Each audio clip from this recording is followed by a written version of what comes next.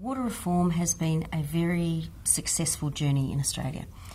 The 20 years since the 1994 COAG reform agenda and then the 2004 National Water Initiative that built on those very strong reforms of that first decade have taken Australia to what is a leading position internationally in regard to water reform.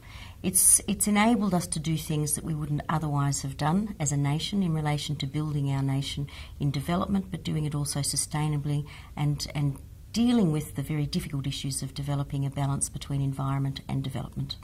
It presented a integrated and a comprehensive reform agenda. Some of it was very strategic and some of it was quite detailed, but it was a big picture as well as quite prescriptive set of ideas that governments committed themselves to do, and it eliminated a whole lot of unnecessary differences between the states in the way that they were managing their water.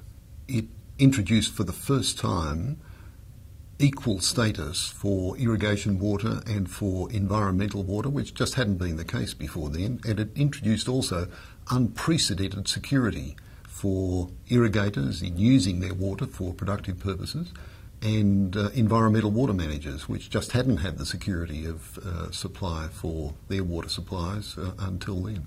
In 10 years, the National Water Initiative has really provided a foundation for how Australia thinks about water management. That sounds easy, but in fact that was very hard won.